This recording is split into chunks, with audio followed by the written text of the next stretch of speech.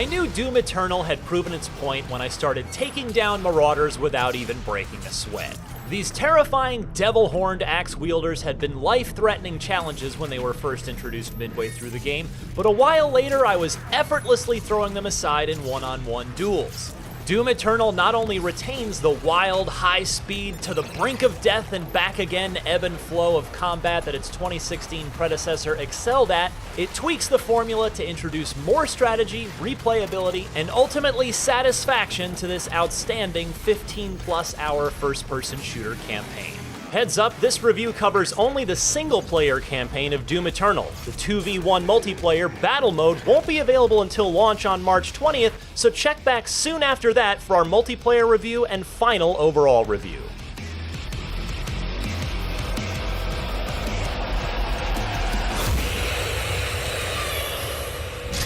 Some great games are clever exercises in thoughtful design, while others are dumb fun. But Doom Eternal is the best of both. Before long, you'll be thrown into the meat grinder with dozens of Hell's denizens at once, including resurrected Doom 2 favorites not seen in the 2016 reboot. Old folks like me remember the Pain Elemental, a semi-dangerous, lost soul-spewing cousin of the Caco Demon, and the demon-buffing, pyromaniacal Archvile, which, as in 1994, is one of the biggest threats you have to beat down. And when you've got all those monsters gunning for you, Doom Eternal does something unexpected. It starts to get intellectual in the midst of its carnage. To be effective, you need to start to read the defense like a quarterback at the line of scrimmage, and timing is everything. On a basic level, it's the same game plan as Doom 2016 in that you can largely ignore the pissant zombies, soldiers, and imps at the start of a big fight. You might need to use them to farm for resources later. But in Eternal, many heavy-hitting demons like the Mancubus or Caco demons have weak points you can exploit. This opens up a new level of finesse that rewards precision in the heat of battle rather than spraying everything with as much death as possible. Meanwhile, any foe can be torched with the new Flame Belch suit accessory, causing them to sweat armor shards to help you get ready for the next fight, or save your bacon in the current one. Need ammo? If you can't find enough around the battlefield, the chainsaw isn't just a kill-anything, get-out-of-jail-free card. It is once again one of the most fun weapons to use that also happens to be an ammo generator.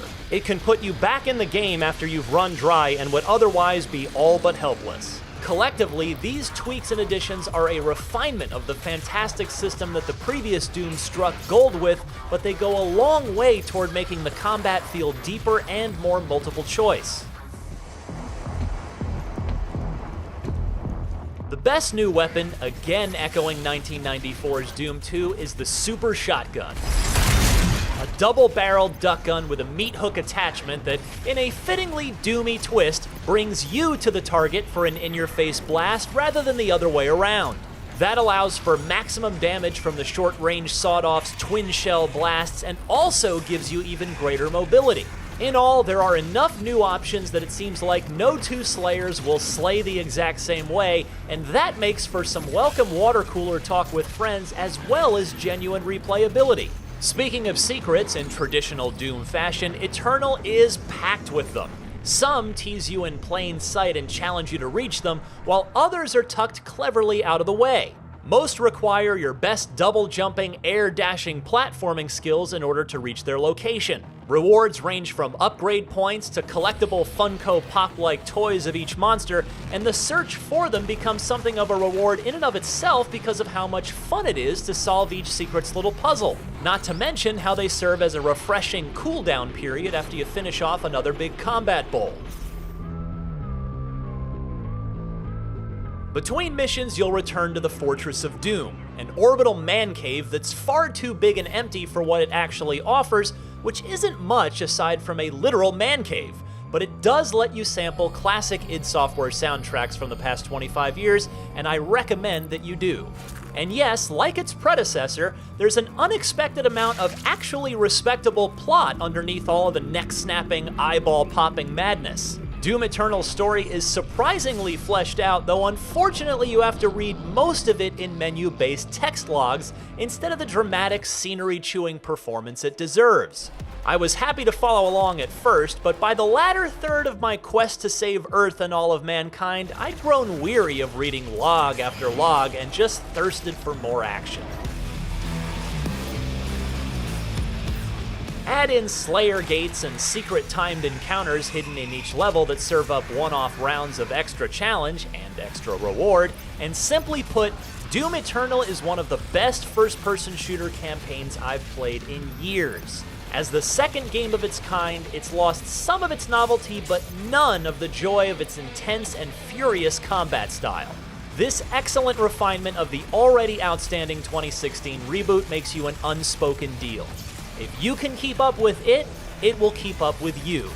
It continually teaches you how to play faster, smarter, and more efficiently, with lots of options at every step of the way to tailor fights to your preferred slaying style, and it's an absolute blast along the way. For more on Doom Eternal, check out the first 10 minutes of the campaign or our full match battle mode gameplay video. And stay tuned for our multiplayer and final reviews next week right here on IGN.